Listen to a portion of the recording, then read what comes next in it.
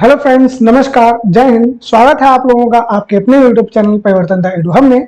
Friends, हम लोग BPSC school teacher जो आने वाला है एग्जाम हमारा, जिसमें दो एग्जाम हमारे कंडक्ट होंगे। एक तो होगा आपका इंग्लिश और हिंदी का, जो कि क्वालिफाइंग रहेगा। दूसरा है हमारा सामान्य अध्ययन का, जिसमें आपका बिहार जीके का प्रश्न आएगा, है ना। तो बिहार जीके के प्रश्न में हम लोगों ने कल एक अपना सेट सॉल्व किया था, जिसे आप लोगों ने देखा होगा और उम्मीद है उन क्वेश्चनों को आपने नोट डाउन भी कर लिया होगा। वो जो कल का पेपर था, यानी जो हम लोगों ने कल किया था, 22 तारीख में किया था, उस पेपर में आपने देखा होगा मैंने बिहार का जो कॉमन चीजें थी, मतलब क्या कहते हैं, बिहार की राजधानी क्या है, या फिर बिहार के जिलों के बारे में, जनसंख्या से प्रश्न था। इन तरीकों के प्रश्न जो बहुत ही मतलब परंपरागत एक तरीके से रहते हैं, उनको हम लोगों ने देखा था। आज की वीडियो में मैंने आपको जैसे बताया था कि बिहार के थोड़े से इतिहास के बारे में आज चर्चा हम लोग करेंगे और देखते हैं कि बिहार से जो इतिहास हमारा है वो किस तरीके से जुड़ा हुआ है। तो देखिए, पेपर में आपके सामने लिखा है बीपीएससी स्कूल टीचर जीके 2। पहला प्रश्न हमारा आ रहा है कि पटना उच्च न्यायालय की स्थापना कब की गई। पटना उच्च न्यायालय की स्थापना कब की गई? 1916, 1917, 1918 या 1921? तो इसका जो राइट आंसर हो जाएगा फ्रेंड, वो हो जाएगा ऑप्शन नंबर ए, 1916 में पटना उच्च न्यायालय की स्थापना की गई। ध्यान रखिएगा, पटना जो है ये आपके बिहार की राजधानी है। शायद ये मतलब ऐसा ही कोई बंदा हो जिसे ये चीज ना पता हो, बाकी तो तैयारी करने वाले बच्चों को तो पटना जो है बिहार की राजधानी पता ही होती है। क्वेश्चन नंबर 2 है हमारा, बिहार का मुगल साम्राज्य के प्रांत के रूप में गठन कब हुआ? यानी बिहार को मुगल साम्राज्य में कब शामिल किया गया? 1504 में, 1540 में, 1580 में या 1600 में? तो 1580 में क्या किया गया, बिहार को मुगल प्रांत में शामिल किया गया। और ये शामिल करने वाला जो आपका राजा था वो कौन था? मोहम्मद जलालुद्दीन अकबर। ठीक, ध्यान रखिएगा, अकबर ने ही बिहार को मुगल साम्राज्य में शामिल किया था। अगला क्वेश्चन नंबर 3 हमारा, बिहार का पृथक प्रांत के रूप में गठन की मांग कब प्रस्तुत की गई? यानी बात यहाँ पे हो रही है कि बिहार को एक अलग से प्रांत बनाने की जो मांग है वो कब की गई थी? 1896, 1906, 1911 या 1936? देखिए, 1905 के बंगाल विभाजन के बाद में क्या हुआ, बिहार को भी अलग करने की बात की गई कि बंगाल प्रेसिडेंसी से क्या किया जाए, बिहार को अलग कर दिया जाए। तो ये मांग की गई थी सन 1906 में। ध्यान रखना, ये मांग थी, ये प्रस्तुत अभी नहीं हुआ। प्रस्तुत हुआ क्वेश्चन आपको आगे मिलेगा। जब बिहार को, बंगाल को दो भागों में टूटा गया तो बात ये हुई कि बिहार को भी एक पृथक मतलब रूप दे दिया जाए, तो ये मांग 1906 में की गई थी। आगे आता है क्वेश्चन नंबर नेक्स्ट, 4 नंबर, मूल रूप से बिहार शब्द का अर्थ क्या है? बौद्ध मठ है, देवदूतों की भूमि है, हरियाली का प्रदेश है या आर्य प्रदेश है? देखिए, जब आप बिहार का तथ्यसार या बिहार के बारे में पढ़ते हो तो पहले ही जो बिहार के बारे में आता है कि बिहार को बिहार कहा क्यों गया, ऐसा क्यों है, तो माना यह जाता है कि वहां पे बौद्ध विहार जो है, बिहार का मतलब क्या होगा, बौद्ध विहार जो है वो ज्यादा है, यानी बौद्ध की जो जन्मस्थली है वो भी बिहार ही है। ठीक है, तो वहां पे जो बौद्ध विहार है उनकी संख्या होने के कारण बिहार को बिहार बोल दिया गया बाद में, क्योंकि बा को हम लोग बा बोल देते हैं। ठीक है, ऐसे ही जो बौद्ध मठ है उन्हीं के नाम से आपका ये बिहार शब्द पड़ा होगा, मान्यता यही कहती है। हालांकि किसी भी ग्रंथ में इस चीज का मिलेगा नहीं आपको, लेकिन मान्यता ये है कि बिहार शब्द जो है वो बिहार से निकला होगा और बिहार संबंधित थे आपके बौद्ध धर्म से, और जो बिहार है आपका वो बौद्ध धर्म की जन्मस्थली है। आपको पता ही होगा ये चीज।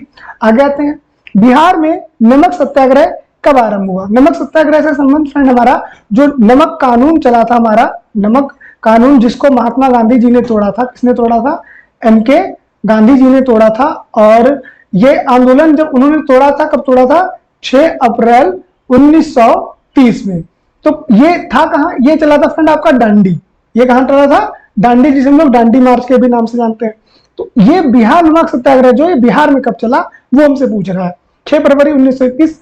देखिए, जब आपका अहमदाबाद में ही 30 में चला है तो 21 हो नहीं सकता। तो पहले तो वो ऑप्शन को काटो जो 30 है नहीं, तो बच्चा आपके सामने एक ऑप्शन देख लीजिए आप, 15 अप्रैल 1930। अगर आपको देखो ये नमक सत्याग्रह के बारे में पता होता तो आप 3 ऑप्शन काट करके अपना तीसरा ऑप्शन सी नंबर लगा देते। आगे बढ़े, नेक्स्ट क्वेश्चन है, झारखंड बिहार से कब पृथक किया गया? देखिए, पृथक करने की बात करेंगे तो सन 2000 में क्या हुआ था, 3 नए राज्य जिनको हम लोग बोलते हैं छौजा। क्या बोलते हैं फ्रेंड? छौजा, यानी छत्तीसगढ़, उत्तराखंड और झारखंड। छत्तीसगढ़ को मध्य प्रदेश से काटा गया था। कब काटा गया? इसे छत्तीसगढ़ को क्रमशः, ध्यान रखिएगा, छत्तीसगढ़ को ये क्रमशः लिख रहे हैं 2 नवंबर, ठीक।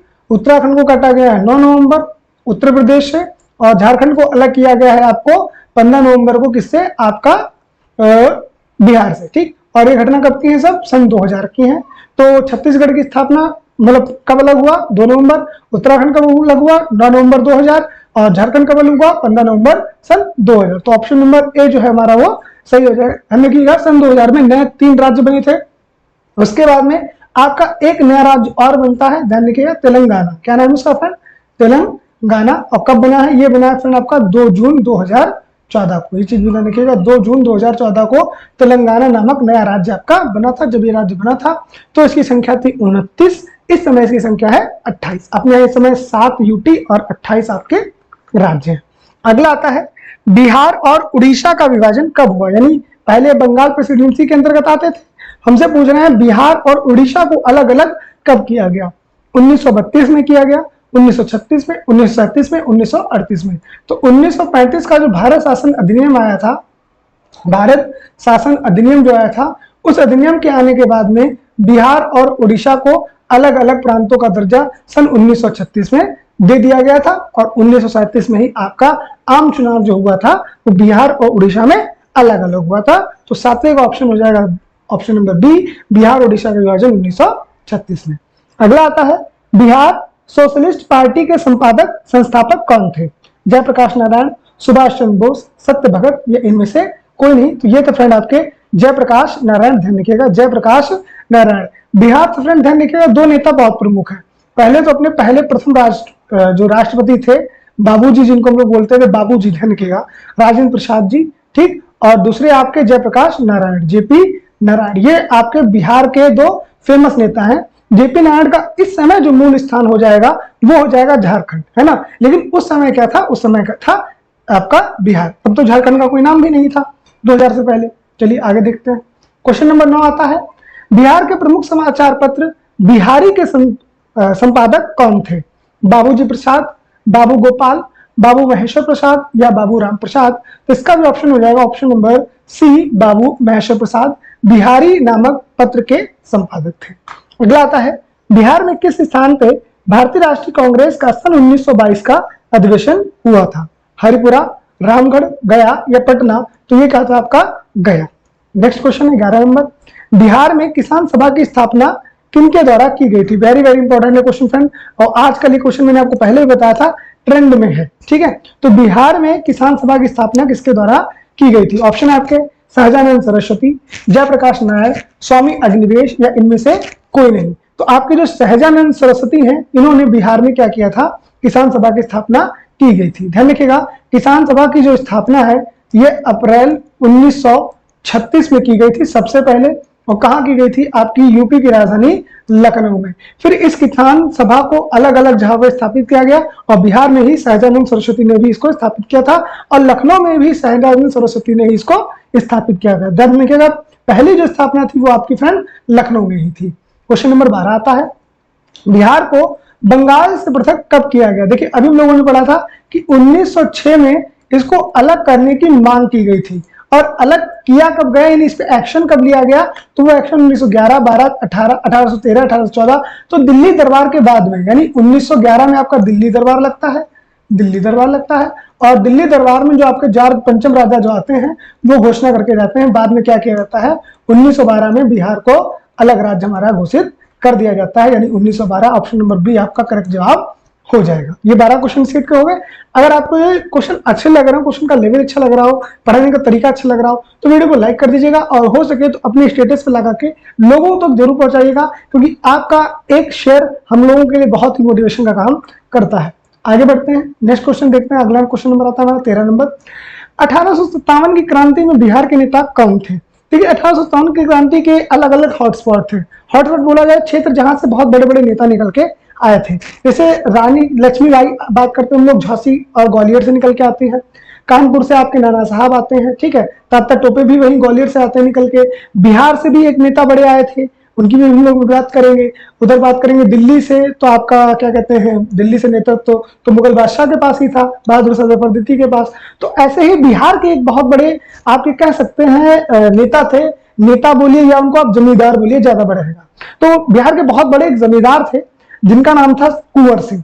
कुंवर सिंह जो है वो बिहार में 1857 क्रांति का नेतृत्व कर रहे थे, और उन्होंने ध्यान रखिएगा इतने मतलब तगड़े नेता थे कि वो क्रांति वो बिहार से लेकर, यानी अपने बिहार से लेकर जगदीशपुर, बिहार पड़ता है ध्यान रखिएगा, जगदीशपुर में बिहार से, ठीक है, जगदीशपुर बिहार वाला, ठीक है। तो बिहार के जगदीशपुर से उन्होंने इस क्रांति की शुरुआत की और तब तक लड़ते रहे जब तक उस क्रांति को उन्होंने बलिया और आपका मिर्जापुर तक नहीं पहुंचा दिया। तो क्रांति के नेतृत्व के समय इनके हाथ में गोली लग गई थी, जिसके कारण इनका जो बाएं हाथ था बहुत ज्यादा रक्त बह रहा था, तो उन्होंने अपने हाथ को ही काट दिया, और हाथ को काट के करने के बावजूद भी लड़ते रहे थे। तो ऐसी है बिहार की धरती, यानी यहाँ गौतम बुद्ध भी है और यहाँ कुंवर सिंह भी है, यहाँ राजेंद्र प्रसाद भी है, यहाँ जयप्रकाश नारायण भी है। तो बिहार की धरती को सलाम है कि ऐसे महान सपूत बिहार ने जिनी है। तो इस क्वेश्चन का राइट आंसर आप समझ गए होंगे, मैंने पूरी आपको कहानी ही बता दी कि कुंवर सिंह जगदीशपुर से थे। जगदीशपुर कहाँ आता है? बिहार से। अगला आता है, पटना को प्रांतीय राजधानी बनाया था शेरशाह ने, हुमायूं ने, इब्राहिम लोदी ने, इनमें से कोई नहीं। देखिए क्वेश्चन में अगर आप थोड़ा सा इतिहास से संबंधित होंगे तो आपको पता होगा कि इन तीन ऑप्शन में सिर्फ एक ही बंदा ऐसा है जो आपके बिहार राज्य से आता है। वो कौन है? आपका शेरशाह सूरी, ठीक, जिसने आगे चल के सूरी वंश की स्थापना की थी, जो मुगल के काल में हम लोग पढ़ने को मिलता है सन 1540 से लेकर सन 1555 तक। हम लोगों ने इसके बारे में पढ़ा है, शेरशाह सूरी का वंश, ठीक। बिहार में सर्वाधिक लोकप्रिय सुल्तान कौन था? शेरशाह सूरी, बख्तियार खिलजी, इब्राहिम लोदी, अलाउद्दीन खिलजी। तो पुनः इसका आंसर क्या हो जाएगा आपका? शेरशाह सूरी। आगे बढ़ते हैं, क्वेश्चन नंबर 16 देखते हैं।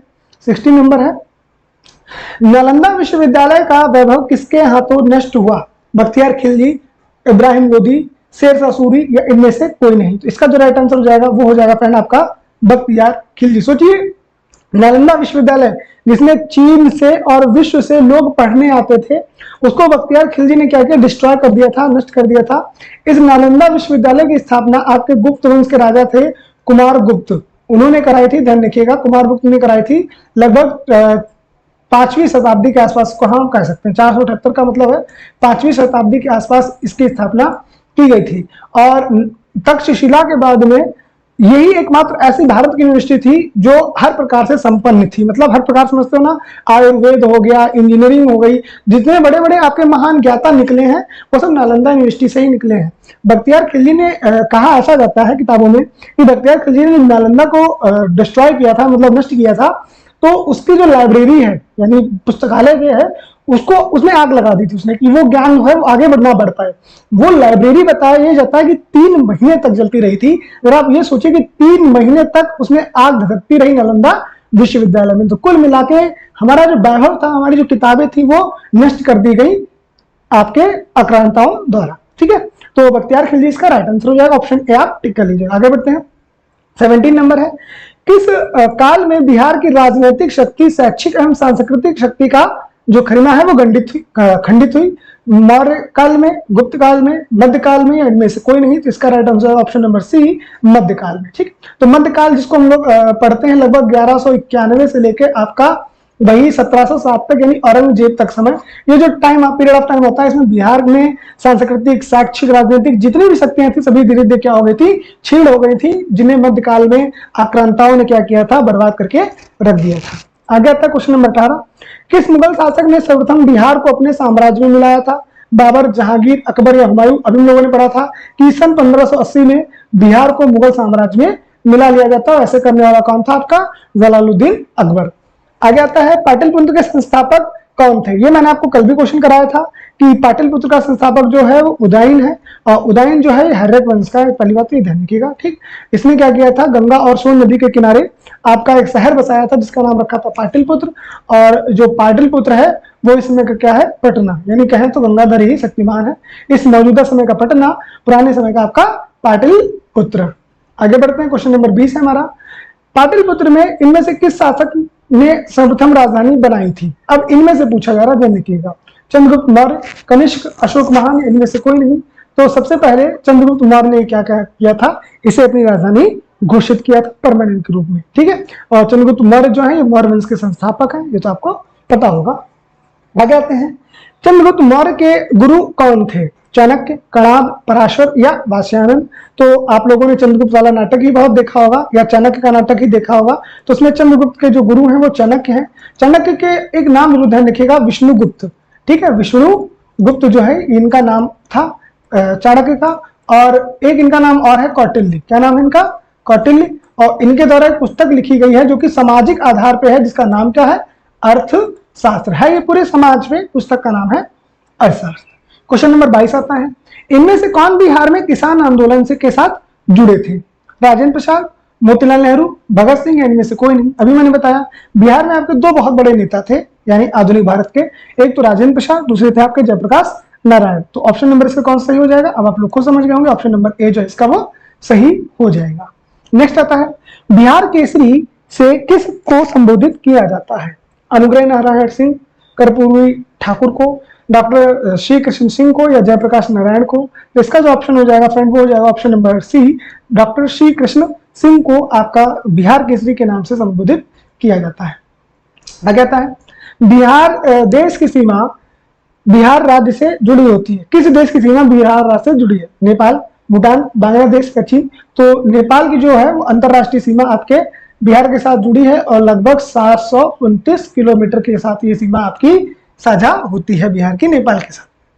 नेक्स्ट क्वेश्चन है, पुराना बिहार का कितना प्रतिशत हिस्सा लेकर झारखंड नया राज्य बना था? जैसे मान लो बिहार के पास पूरा 100% हिस्सा था ना, तो 100% में आपका 45.85% हिस्सा ले लिया किसने? आपका झारखंड ने। और झारखंड तब जाके एक आपका नया राज्य बना था। ऑप्शन नंबर बी जो है वो उसका करेक्ट आंसर हो जाएगा। आगे आते हैं, नेक्स्ट क्वेश्चन हमारा अगला प्रश्न 26 नंबर, बिहार में बहने वाली नदियों में से किसका उद्गम अमरकंटक में है?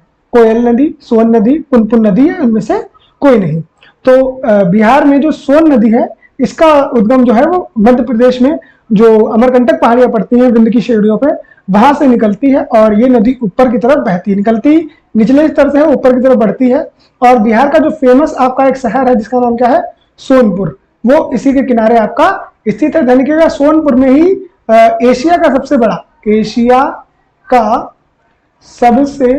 बड़ा पशु मेला लगता है। कभी पूछा जाए आपका कि एशिया का सबसे बड़ा पशु मेला कहाँ लगता है, तो आप आंख बंद के मार दीजिएगा, बिहार का सोनपुर है कि नहीं। आगे बढ़े, नेक्स्ट क्वेश्चन है 27 नंबर, संपूर्ण बिहार राज्य स्थित है मैदानी क्षेत्र में, तल क्षेत्र में, पठारी क्षेत्र में, इनमें से कोई नहीं। तो ऑलमोस्ट जो आपका संपूर्ण बिहार है वो आपका गंगा के मैदान और उसकी सहायक नदियों के आसपास ही आपका स्थित है। तो मैदानी क्षेत्र इसका राइट आंसर हो जाएगा। नेक्स्ट क्वेश्चन है हमारा कि बिहार की कौन सी नदी पर बहुउद्देशीय परियोजना का निर्माण कार्य किया जाता है? गंगा, पुनपुन, फल्गु या कोसी? तो बिहार का शोक कहने वाली कोसी नदी पे ही क्या होता है आपका जो बहुउद्देशीय परियोजना है इनका काम आपका किया जा रहा है, कोसी नदी। किस फसल के उत्पादन में बिहार देश में अग्रणी है? चावल, गन्ना, मखान या फिर बांस? मखान का मतलब फ्रेंड आपका मखान है। तो बिहार का जो मिथिला मखाना है ये तो पूरा विश्व में प्रसिद्ध है और लगभग विश्व का 90%, आप हिस्सेदारी समझिए, विश्व का 90% जो मखाना है वो आपका बिहार राज्य में होता है। ठीक, लीची का 70%, यानी लीची जो है वो 70% है। ठीक है, और चावल भी बहुत ज्यादा उगता है, लेकिन सबसे ज्यादा जो उगता है वहां पे मखान उगता है। और मिथिला मखाना जिसे बिहार का जीआई टैग भी आपको प्राप्त है, क्या ज्योग्राफिकल इंडेक्स जो है वो उसको प्राप्त है। आइडेंटिटी कार्ड एक होता है जीआई टैग, जो वस्तुओं को दिया जाता है जो किसी एक सीमित सीमावर्ती क्षेत्र में ही मिलती हैं, उसके बाहर नहीं मिलती हैं, तो वो है मखाना, बिहार का मिथिला मखाना। आज का हमारा लास्ट क्वेश्चन है, 30 नंबर है। तो उम्मीद करता हूं आपने अभी तक वीडियो शेयर कर दिया होगा, अगर नहीं किया है तो अभी तक शेयर कर दीजिएगा।